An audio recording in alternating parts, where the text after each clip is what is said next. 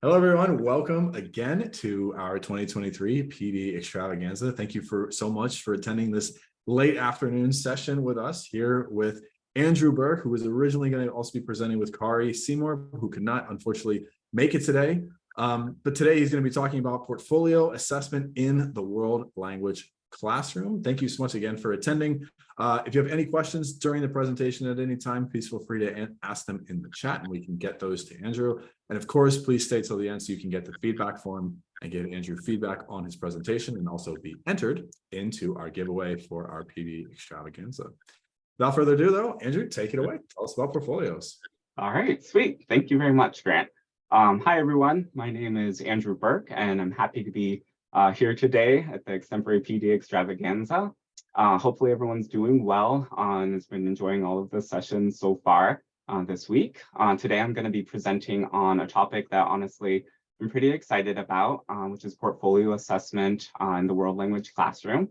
And there's a lot of sessions that Grant was telling me that you guys could have chosen from this week. So right off the back, I'd like to say a big thank you for those of you who logged in to join us here today. As far as some housekeeping goes, Grant kind of covered this already, but please feel free to interact as much as possible during the session. If anything from like tech issues to general questions come up, please let me or Grant know either by raising your hand or messaging in the chat box. And that's going to be open during the entire presentation. We'll also have some time at the end of the presentation for additional questions, general conversation. But again, thank you very much for taking the time to join me today. So with that, let's get started. Unfortunately, as Grant mentioned, my colleague Kari Seymour wasn't able to join me today, but I do want to take a moment to acknowledge her contributions and her help presenting, creating this presentation. Kari is a recent graduate from the Master's in Foreign Language Teaching program at Michigan State University, and like myself, is also a sixth grade Spanish teacher. Her work on portfolios really helped inform this presentation, and I know that she'd be really happy seeing all of you guys here, so I'll be sure to pass along how well attended this was. She's in Oklahoma herself, and I know she would love to connect with other teachers in the area or really around the country. So her contact information is provided at the end as well. A little bit about me. Again, my name is Andrew Burke, sixth grade Spanish teacher in San Diego, California. I'm a current graduate student in the Master's in Foreign Language Teaching program at MSU. It's just my fourth year teaching here in the States. I'm teaching Spanish kind of in an introductory course at a kinder through sixth grade elementary school. But beforehand, I had taught English abroad in several Spanish-speaking countries. Spain, Chile, Colombia was my most recent I guess assignment, but I was doing the Peace Corps down there, and my assignment focused mostly on facilitating trainings for English teachers in both primary and secondary school settings. So that's a little bit about me, and let's continue with the objectives for the presentation today. So our objectives for the workshop are really designed to kind of strike a balance between providing an overview, kind of from a bird's eye perspective of portfolio assessment, and then equipping a lot of you with some practical tools and strategies that the teachers out there can hopefully implement into their classrooms this coming year. So with that in mind, during our time today, you'll be able to detail some of the basics of portfolio assessment. And in this session, we'll kind of delve into the fundamental concepts of portfolios and hopefully gain a clearer understanding of what portfolio assessment entails, its purpose, and how it can benefit language learners. We'll also be able to identify some of the affordances of portfolio design, specifically for encouraging reflection and self-assessment. So portfolios are really powerful in allowing learners to reflect on where they're at, self-assess their own skills, and hopefully we'll be able to discover a little bit about how portfolios themselves can foster a deeper understanding of the language learning process, empower learners to take ownership of their learning. We'll also be able to explore some of the best practices using portfolios in the world language classroom, discussing some effective strategies to integrate portfolios a little bit more seamlessly into instruction, because they do take a lot of time. And hopefully by the end of the session, you'll kind of have a larger repertoire of techniques to kind of enhance the language learning outcomes through implementing portfolios. And then finally, I want everyone to be able to get started using portfolios this coming school year. So kind of as a practical takeaway, everyone should be able to take an ePortfolio template that they can use right away in their classrooms. So whether you choose to use that template with your students digitally, make modifications to your own needs, or embed it into your website, the template will hopefully serve as a starting point for your own exploration and hopefully implementation of portfolio assessments. So really throughout the entire session today, my goal is to empower you to have more knowledge and tools to embrace portfolio assessment, because it really is a dynamic form of assessment evaluation and can have powerful repercussions in your classroom. I'll get into my own use of portfolios a little bit later in the presentation, but to get started with, that's kind of our objectives for today. So we'll go ahead and get started. So before we dive into the details of what comprises portfolios and their design, I want to take the pulse of the audience, if you will, to kind of see everyone's existing perceptions of and experiences with portfolios. So if you wouldn't mind, just consider the question that you see on the screen. So what comes to mind when you think about portfolio assessment? So go ahead and think for a moment. And then when you're ready, you can just enter in your answer in the chat box. What comes to mind when you think portfolios?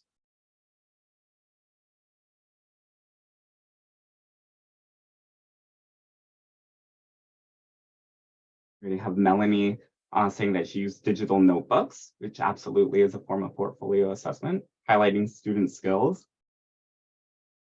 That was from Callie, I think. Showing what students can do, proficiency, not mastery of grammar, absolutely. Real cultural and intercultural skills. Reflecting on overall language progress via evidence of learning. All of these, absolutely. And it seems like lots of people already have some experience with portfolios themselves. Student growth over time to keep students' records and progress. Perfect. Right. So yeah, absolutely. Portfolios really do, and we'll get into this in more detail, but you guys are right on the money.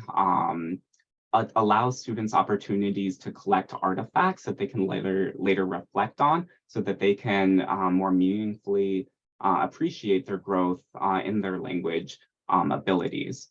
So now we'll move on to just a second question. Just with a simple yes or no, have you ever utilized portfolios in your classroom before? So just yes or no right in the chat.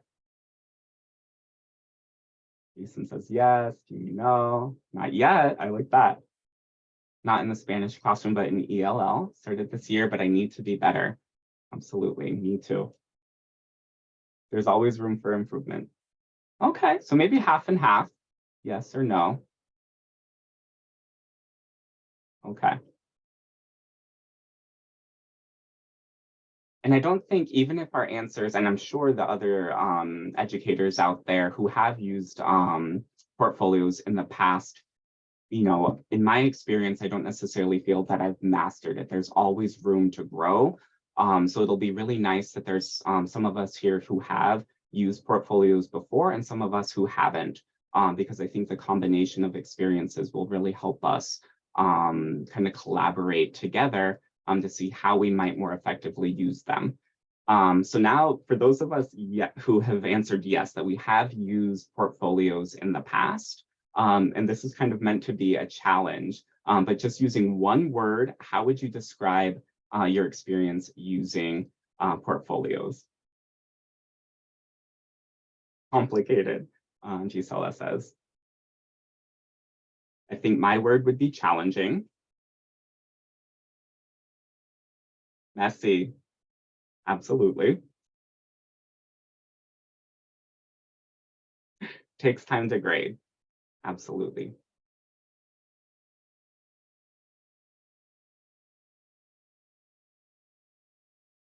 Time consuming. Mm-hmm. Complicated, messy, takes time to grade, time consuming.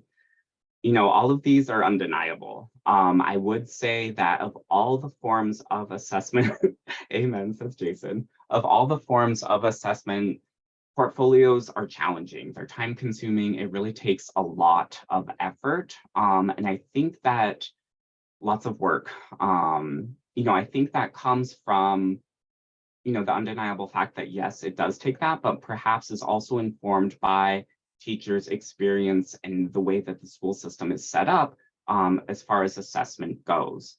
A lot of assessments currently that we're going to see in a moment are designed for efficiency. And as teachers, we've got to appreciate that.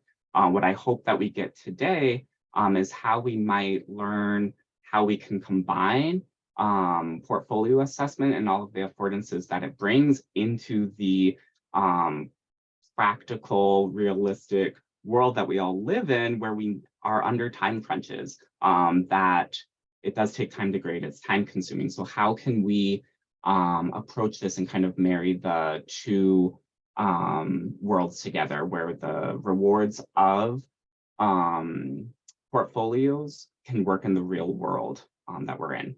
So moving on then, thank you for taking the time to answer those questions. And hopefully it did shed some light on everyone's kind of prior and current experiences. And maybe already got some of us thinking about if we would consider using portfolios in the future. But before we jump into the reason that makes ePortfolios and portfolios so great, I want us to take a look at what language assessments, which I was kind of talking about earlier, what they can often look like in traditional grammar-focused approaches.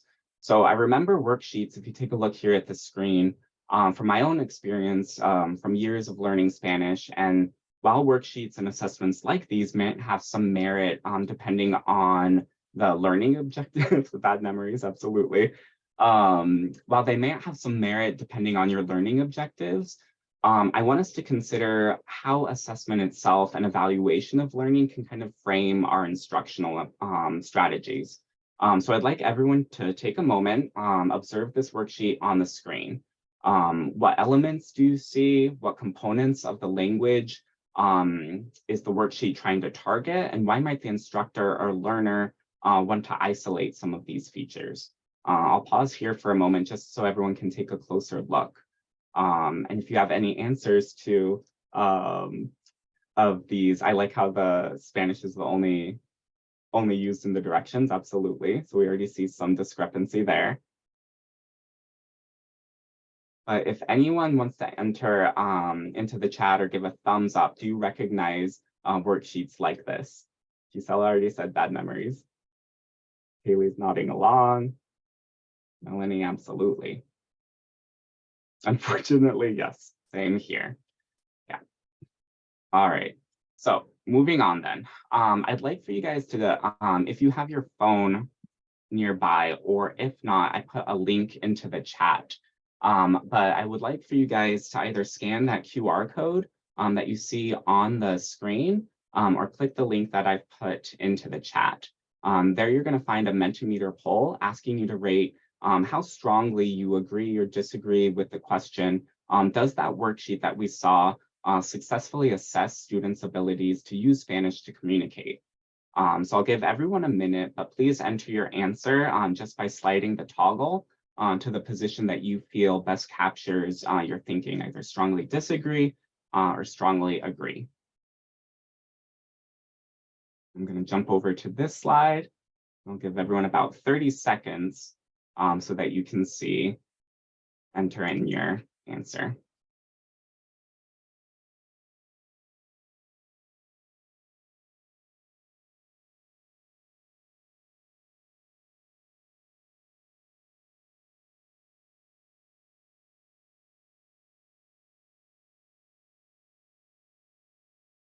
Wait about 10 more seconds or so. And then I'll hit show results and we'll see what we think. If this worksheet that we see on the screen, does it successfully assess students' abilities to use the target language, in this case, Spanish, to communicate? So let's see the results. 1.6. All right. So it seems like a lot of us are on the same page that we strongly disagree that assessments like this do not necessarily capture students' abilities to use the language for communication. So if that's the case, I wonder why a lot of times, and I think it might be, and I'm sure the teachers out there agree, that these worksheets are easy. They're easy to implement, they're easy to grade, they're easy to assess, and what teacher out there with a gazillion students would not be tempted to use that? I wouldn't say guilty of it, because what kind of option do we have? But I absolutely have used in past experiences worksheets like that. And I, for one, remember, I guess if we take this quote here on the screen, for example, it captures that sentiment that I'm sure a lot of us can relate to. And I, for example, remember that as a Spanish learner, I was able to do really well on those worksheets, but then out in the real world, venturing out into actual conversations, those skills didn't necessarily serve me well. One of the funniest memories I have is someone telling me that I spoke like a robot, which a lot of students might have similar experiences with, but that just kind of shows, if we start with assessment, how our instruction kind of follows suit. So I want to see if we change our views towards assessment, in this case using portfolios, how my instruction might better support students in their ultimate goal of using the language for communication. So now moving on, let's go into some of the fundamentals of portfolio assessment. Oh, that's awesome, Grant, that Catherine Ritt's presenting tomorrow. That was very timely. I did not know that. But some of the fundamentals of portfolio assessment, kind of moving on. So like many language assessments, like the one that we just saw, portfolios really do intend to measure a target feature of the target language, whether that's listening comprehension, speaking ability, another linguistic or intercultural skill or competence. However, unlike other assessments, portfolios are made up of a collection of student learning that spans multiple measures, assessments, various artifacts, kind of with the intention, as we saw before, of demonstrating through measurable means and reflection, student development and growth over time.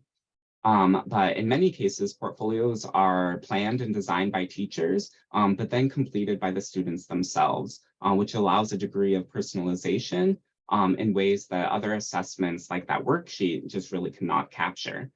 Regarding the format of portfolios, they can either be print or digital, or really any combination of the two, but that should ultimately be determined by your unique context and individual classroom needs.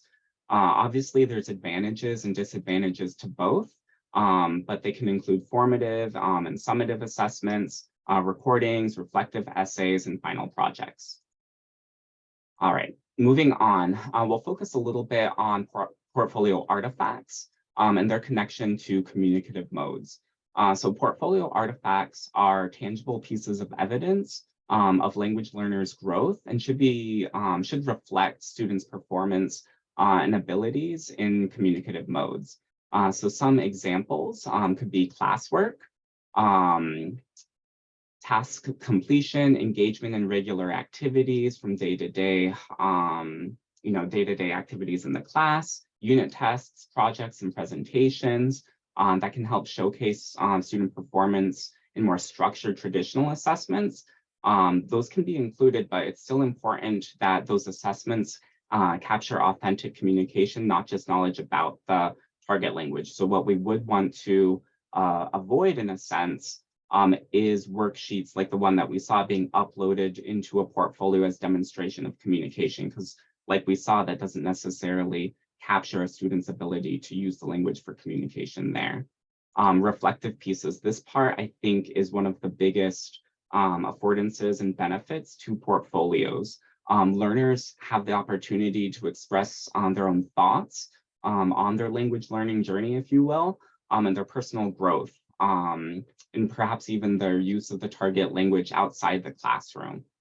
So overall, the artifacts that are uploaded into an ePortfolio or portfolio should provide some form of authentic insight into the learner's progress towards proficiency that extends beyond just one single measure, but is still clearly tied to the communicative modes. So now what we're going to do is explore a little bit about the benefits of portfolios. So while traditional forms of assessment are easy to produce, grade, and administer, the digital form of portfolios, also known as ePortfolios, offer a really wide range of benefits that make their implementation really worthwhile and worth all the time that we all mentioned that it takes to use them in the classroom. So that kind of offers an ability to, or stands to result in more positive washback that can cultivate more meaningful learning for both the learners and the teachers themselves. So for the rest of the presentation, we're going to be honing in on ePortfolios and taking a closer look at some of their benefits, their components, on how we might integrate them into our classrooms. So first, some of the benefits of ePortfolios themselves, closer alignment to world language standards. ePortfolios enable students to demonstrate language proficiency, cultural understanding, and communication skills more in line with world language standards, and through more thoughtful design can better isolate the standards that we aim to achieve in our classrooms and ensure that our portfolio artifacts demonstrate a successful achievement of those standards. Secondly, promoting agency and ownership over learning. ePortfolios really empower students to curate and kind of personalize their language learning path, fostering a sense of more ownership and responsibility for their learning. Thirdly, we've got the development of a growth-oriented mindset. Someone mentioned I haven't used ePortfolios yet. So, the possibility of growth in the future. So by tracking progress, setting goals, and reflecting on language learning, students can stand to cultivate a growth mindset and a commitment to continuous improvement over time. Next, we've got more meaningful language learning based on proficiency. So ePortfolios prioritize real-world language skills through diverse artifacts that can help, lead to a deeper understanding of the language on behalf of the students. And then finally, ePortfolios can really help students acquire more digital communication skills and media literacy, preparing them for success really beyond the classroom into the modern world, serving students' futures really in countless ways beyond just their personal lives, but professionally as well. So those are just some of the benefits of using ePortfolios. Next, we're going to focus in on self-reflection and how ePortfolios themselves can kind of facilitate that for students. So in my current context, I teach novice level learners of Spanish who are often challenged by feelings of frustration. If I had $1 for every time I hear a student say, I don't speak Spanish, or I'm never going to speak Spanish, I probably still would, it would make a big difference. But anyway, the ePortfolios really do allow language learners a space to document that frustration, which I think is valuable because they're connecting with what's difficult for them. And then that reflection allows a sense for what they need to do to move past it in a way that getting a wrong answer on a worksheet doesn't provide. So let's see, reflection can really boost their confidence by allowing the students to recognize their progress and their achievements. And by reflecting on that growth, students can then identify areas of improvement that they want to target and set more refined goals. That in turn, hopefully, will provide a sense of accomplishment and then lead to that growth mindset. Here are some tips that I hope will allow the teachers out there to help their promote self-reflection in their students. So goal setting, encouraging the students to set their goals for language learning and reflecting on their progress towards achieving those goals is really key. This can be done through regular self-assessments where the students evaluate their language proficiency and set specific measurable goals for their improvement. Reflective prompts. So providing reflective prompts that encourage the students to think critically about their language learning experience. For example, prompts might ask students to reflect on their strengths and weaknesses, describe a particularly challenging task, or analyze a conversation that they had in the target language. Next is peer feedback. One of the great things about portfolios and ePortfolios in particular is that the students can share what they've reflected on and what they've learned with one another.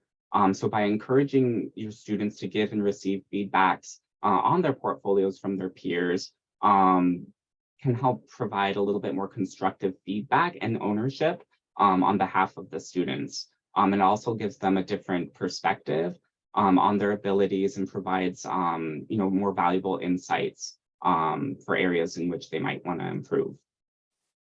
Next, another way that ePortfolios can serve as a particularly effective form of assessment is how they really reframe assessment itself as assessment for learning instead of just assessment of learning. So since students themselves choose the specific artifacts that they'd like to upload to their portfolios, they're already essentially asked to take a more critical eye to their learning and their proficiencies, and they're forced to ask themselves, does this artifact really reflect my ability to accomplish a specific task or use of the target language? And really in a dynamic and ongoing process, the students have to determine if they feel the artifact is really representative of their best work. And then that contributes to a re-engagement with the language over time and draws the learner's attention to linguistic forms and functions once again. So it's not like you complete the worksheet, turn it in, and that's it. You have to really reflect, connect, and see if that's something that you're proud of. Or if not, what you might want to do next to continue to improve. Further, ePortfolios are really unique at capturing dimensions of language use, like speaking and listening, in ways that traditional paper-based tests really can't.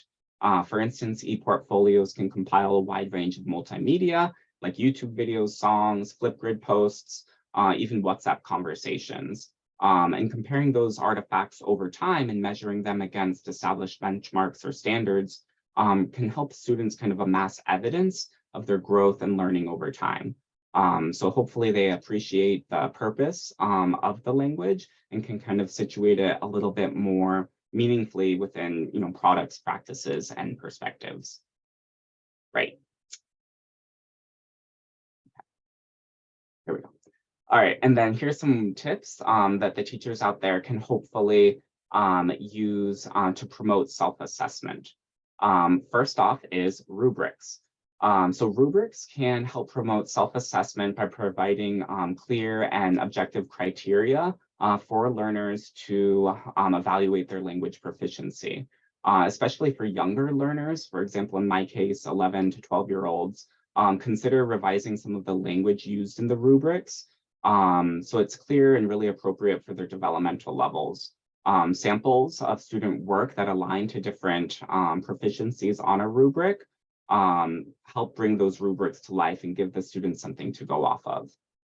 Recordings can really help self-assessment as well. By listening to or watching themselves speak in the target language, learners can identify areas where they excel, areas where they would like to improve, and those audio and video recordings can help the learners become a little bit more aware of things like pronunciation, intonation, grammar, vocab use, all of which are really important aspects of language learning.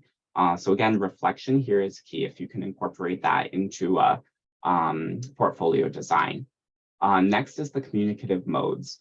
So explicitly teaching the different communicative modes to the learners in a personal, presentational, interpretive can help the students' self-assessment in several ways. It allows the learners to understand different types and purposes involved in communication overall, and how they can apply those modes in different contexts. This can help learners identify their strengths and weaknesses in each mode, and set more specific goals related to each of those modes and how they might improve. So now I'm going to jump over to the chat because I've been seeing some things. So did you say looking back at the recordings? I hear there's an app for that. I've heard of that one too, Grant. So that's, an opportunity to leverage technology, in this case, extemporary, for the students to go back, consider what they've been able to do in the past, and how they might do it again, how they might do it differently, and then going over in the future how they might try to improve. Melanie mentions, I have trouble with students actually listening to their audio feedbacks from me, so I might need some advice on how to ensure they're listening to them, taking notes and reflecting on it to improve. In my experience, I have, 11 and 12-year-olds are so self-conscious and they did not enjoy going back and listening to their recordings. I found personally giving them something specific to go back and listen to can kind of cut out the noise. So for example, I gave them a specific phoneme to focus in on, a pronunciation. Like, did you say all of your, did you pronounce all of your H's silently? Like you did not say hola, but hola. Like, did you do that and go through and just listen for that? Only focus on one thing at a time. And by bringing their attention, or by narrowing it, it gives them a little bit less of a chance to feel overwhelmed or more self-critical. So hopefully that helps a little bit. So now that we've explored reflection and self-assessment a little bit more in depth, I want to see what they look like in an actual ePortfolio geared towards younger students. So I'm going to drop a link into the chat now. There we go. So this is an ePortfolio that I use in my current context. My colleagues and I just designed this 2 years ago and then started implementing it for the first time last year. So I wanted to share it today with you so that you can see that, yes, younger novice level students can complete ePortfolios with solid results that do get them motivated. So in the next activity, we're going to collaboratively analyze and brainstorm some ideas using this ePortfolio. So using the link that I put into the chat, I'd like everyone to take about 3 or 5 minutes or so to explore the ePortfolio and observe some of its different pages and components. Think of this kind of like a scavenger hunt. Looking for specific elements, pages, or sections that specifically target, we're just going to look at 2 things, reflection and self-assessment. And then when you're ready, after those 3 to 5 minutes, just choose 1 or 2 sections that you feel successfully targeted reflection or self-assessment, and then add a chat comment in the chat box explaining, in your opinion, how they do that. Okay, so I'm going to jump over to, this guy here so that you guys can all see. And then if you wouldn't mind just flipping through the different areas up here, we've got our home page and then the different modes. So you can click through each of those, explore, portfolio resources. And we're really looking for instances that target self-reflection or self-assessment and reflection. Stella says it looks weird on her end. That's not good.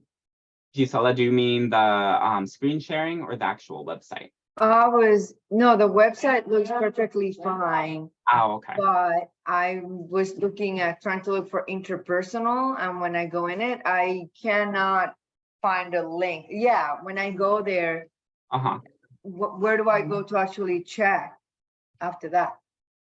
So right now we're just looking, so this one's not completed with any of the students' artifacts. This is just kind of a template, but I want us to look at the template for how the students, from their perspective, they might complete this with the intent of reflecting on their own growth or opportunities to self-assess. Yeah, so there aren't any like live links to student work or anything.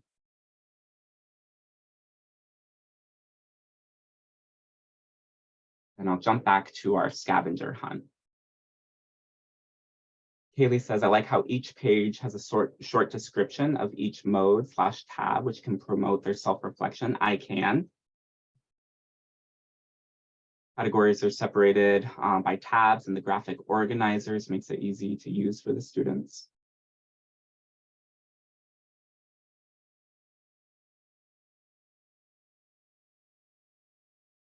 Give everyone just a couple more minutes to flip through. And feel free to unmute yourself if you're more comfortable speaking aloud. But we're just looking through the ePortfolio to see elements of reflection or self-assessment.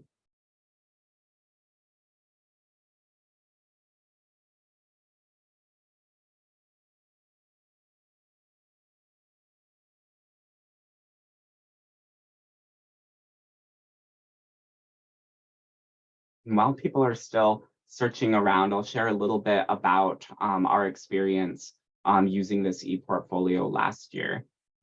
So absolutely, it was very time consuming to incorporate this into day-to-day instruction.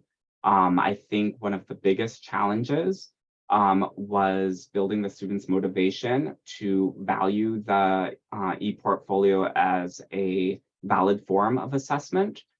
So what we ended up doing at the end of the year was having an ePortfolio showcase where the students were required to share the artifacts that they had to pick, 2 artifacts, 3 artifacts that they were particularly proud of, and then share those. We had the 5th graders come in and listen to, in small groups, the students share their ePortfolios and a little bit about how they felt they grew on 6th grade Spanish, and that in turn got the 5th graders a little excited, for 6th grade Spanish in the coming year as well.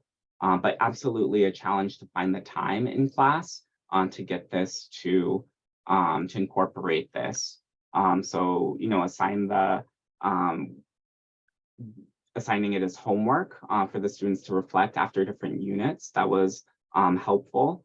And it's not necessarily the same as homework like the worksheet. It's more reflective. So the students actually had a lot of fun putting their voice in. As a teacher, you get honest feedback, but it's, a nice opportunity again for the students to connect with their learning in a really personal way. All right, so Melanie said the rubric, the grows and glows, something that they're proud of. Again, the rubric on the portrait of a 6th grade Spanish student. Absolutely. All right, moving on, as we near kind of the end of the presentation, I really want to emphasize the significance of backward design, which is, a familiar framework for all of the teachers out here. But with backward design, you really begin by envisioning where you want your learners to end up. And then that allows you as the instructor to establish clearer goals and modify your instruction accordingly. So starting with the standards and learning objectives can kind of define what you want your students to achieve. And then you can consider your assessment on determining how you're going to measure your students' progress and their understanding over time. And then from there, you can develop your day-to-day lessons and the content. Even though it's very tempting to start with that, by working backwards, you're able to refine your approach a lot more strategically. So with your goals and assessments already in mind, you can create more engaging and meaningful learning experiences for your students. So backwards design really ensures that your instruction is more purposeful, focused, and aligned with your desired outcomes, which makes the learning experience a lot more effective and rewarding for the students. An example of this, and then Melanie mentioned this, Kaylee mentioned this as well. In our example, or our own context, was before we created our ePortfolio, my colleagues and I drafted this document called Portrait of a 6th grade Spanish Student that you can see here linked or shown on the screen. It's also linked in the ePortfolio website that I shared.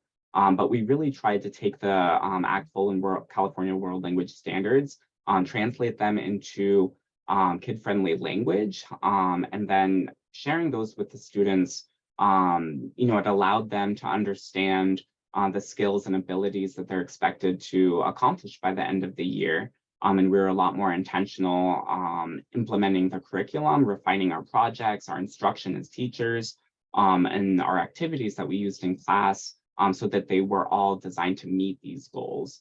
And then further, the students themselves really understood the ultimate goal of the course, and could really target their own their own goals and objectives for the course to meet these, or in lots of cases kind of surpass them. Also, this is shared with parents, teachers, the wider school community, and that helped kind of clarify the expectations for the world language program in our district. Lastly, I want to go through incorporating some of the standards.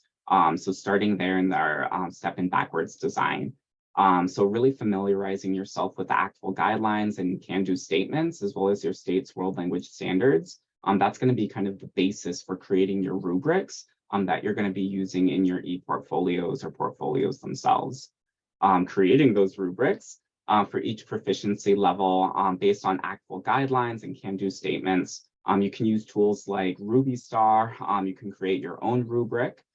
Just make sure to use real detailed descriptors borrowed from the standards for each level of proficiency. And as I mentioned, especially for younger learners, seeing examples that correspond to different levels of proficiency can be really helpful and helps bring those rubrics to life.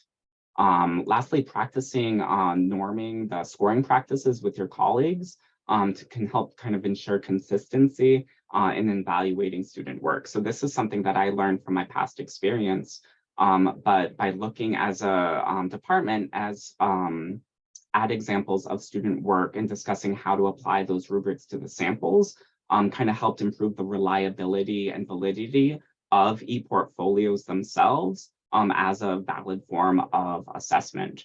Because ultimately we want this to, just like the worksheet, capture students, abilities and knowledge about the language, but communicatively. So it still needs to be valid, reliable, easily administered. And that takes a lot of practice and time, but working with your colleagues to kind of norm those scoring practices can be a step in the right direction. Here are some tips to kind of accomplish that. So integrating rubrics into your ePortfolio design, specifically for the different tasks or assessments that you might use, writing, speaking, listening, kind of creating a comprehensive rubric covering the different various language skills can be very helpful. Training students for self-assessment, again, takes a lot of time up front. So even working with, if you're at a larger district, working with teachers at beginning levels so that students are learning these skills in self-assessment from the get-go. So as they work their way through the proficiency levels, less instructional time is needed to teach and train students on how to self-assess. Encouraging reflection and goal setting. Promoting reflective practice by encouraging the students to regularly reflect on their learning progress is really important so that they can identify areas of strength, areas they feel they'd like to improve. So by incorporating some of these strategies, you can create a more effective and meaningful ePortfolio experience. So now I want to, because we're already at close to time, but I do want to share a link because I promised at the beginning of our session today that everyone would go home with their pretty much ready to use ePortfolio. So I dropped a link into the chat that will take you to just a copy of an ePortfolio template. So when you click the link, just say make a copy. And that template can really be modified according to your own unique context. Whether you work with younger students, middle school students, adult learners, the rationale behind the design of the ePortfolio kind of remains the same regardless of the target language or level of proficiency. So I want to kind of end with giving that to the participants out there, so that you can think how you might incorporate ePortfolios into your classroom, or even just elements of ePortfolios, so that when you hit the ground running in August or September, that you feel, that you have a direction to go in. So I want everyone to know that by starting with your standards, where you want the students to end up, you have the tools and resources to build, hopefully, a really meaningful ePortfolio that you can apply, into your own context. So that's there for you. On the second slide, there's all sorts of resources that the students, in my experience, have had a lot of fun using. But I hope that your students as well kind of find the same benefit in it as well. So with that, I just kind of want to end and open it up for questions or comments if anyone has anything before we go too much over time.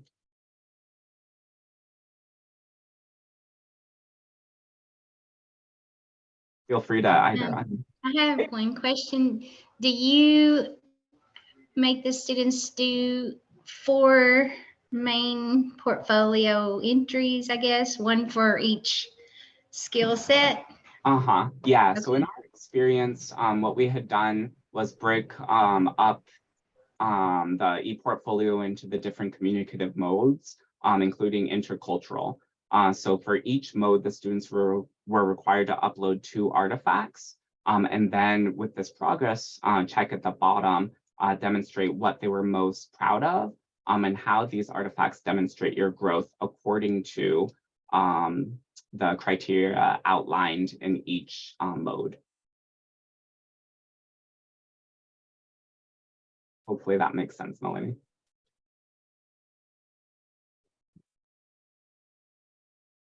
Right. Hi, Andrew. Hi there. Yeah. Well, I think Melanie just took part of my question, because when we were teaching online, with COVID, so that was my first ePortfolio. And so, yes, so my question with what you just shared with the Google site, how many classes do you have? Do you just have one level, or do you create many sites, as you should, to have each class have a site? Because what I did, I had one site, and then, yes, still Google Sites, and then each class had a page. Okay. So my question is, because I didn't think of these categories, as you have, interpersonal, etc., which is great. So what would be your advice to address that? Because I don't want to end up having thousands of, Right. So in my own context, I teach just one course. It's 6th grade Spanish. I have either 9 to 10 sections of that course. So I end up getting, 180 personalized websites, which is a lot to go through. Having the students self-assess has been really helpful, because they have to provide, they submit their ePortfolio for completion. I go through and make sure that it's all completed, but having the ownership of it is really on them, to complete to the best of their ability, so that they honestly feel that this is demonstrative of their best work. And then we have our rubrics that we go through to make sure that the students are meeting the criteria and objectives, and then that in turn becomes their grade. Or, how you might refine it, helping or dividing it up into the communicative modes is really helpful. And you might even consider, for the grading, and obviously this depends on your context, but assigning different grades per mode could be a good strategy that might help streamline some of the grading process, so it's not the entire ePortfolio as a whole. Yeah. Also, if anyone else has any ideas too, I want us to, we're a group of teachers and Yeah, because that's it. mhm. That was a lot for me. And that's why I've had hard copies in my classroom, just as you show those files, you know. Mhm. Right. I know at the beginning of my teaching, I would stack it on the floor and go through each. Mhm. Anyway, okay, thank you. Of course, yeah. And it is a lot of work, absolutely, to train the students because this requires a lot of, and at 11 and 12-year-olds, it took a lot of time as far as managing Google Drive, uploading documents, sharing settings, things like that. So it does take a lot of front loading and preparation beforehand.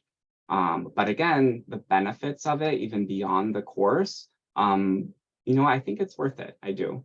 But obviously it comes as a compromise for time. So it requires a lot of buy-in from your department, from the teachers, from your admin, of course. Kaylee asked a question in the chat. When you have used the portfolio, are you only grading the pieces that students put in it using the rubrics, or is there additional work that may be graded that is not in the end portfolio? Yes. So the grades that we administer extend beyond the artifacts that are just in the ePortfolio. We still have elements of traditional assessment. So I'm not saying that this is a replacement for, the forms of assessment that we're all familiar with, but if we can approach a balance, I think that's a step in the right direction, because that is a huge challenge, the efficiency of those traditional forms. I don't know how you would argue against that. Jason asks, in your district, do your 6th grade students have Spanish every day, 3 times per week? And then 6th grade, the entry to the Spanish program. Time is a big obstacle for me. Yes, I see my students 2 times a week for an hour each. Not enough. I'm itinerant, so I bounce around different campuses. Some of the campuses I push into the classroom and don't have my own. So I'm with the students from, for an hour and then I'm on to the next. This takes a lot of time and preparation. We found in our example or in our experience recording video tutorials on how to do the technical aspects of how to share a document on Google Drive, how to do an audio recording by recording instructional videos and sending those to the students. That saves a lot of time as well. So Melanie, time is the challenge is one thing that it is a really big challenge. Absolutely. Logistics are so important. Yeah. All right. I feel your pain. I have 1 per week for 45 minutes. Yes. It's a lot. It is a lot. There's no denying that. But what I hope everyone leaves today feeling is that we have steps to take towards swinging the balance for teaching, for proficiency, for communication. And one of those steps can be reframing assessment.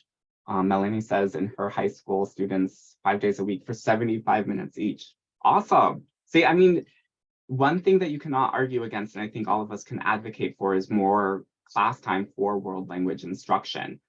2 hours a week is not sufficient. And I think Gisela says she misses that.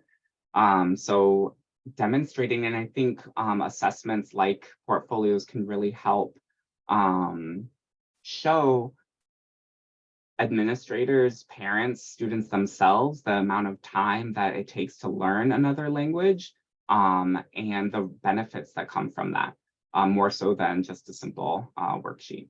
So with that, I'll go ahead and stop sharing my screen, but I hope that was helpful for everyone. If there are any other questions, please feel free to contact me or Kari. Our contact information is on the very last slide in the presentation.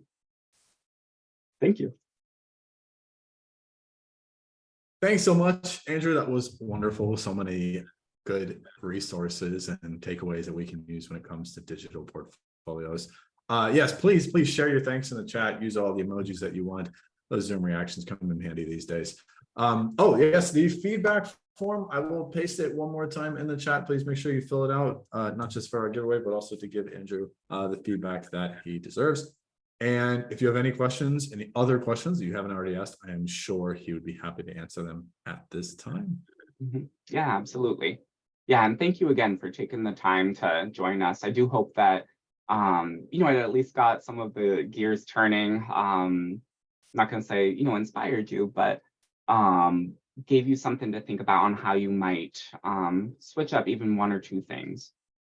It's not a whole replacement for your assessments in your program, but how you might tweak some things. I think that'd be helpful.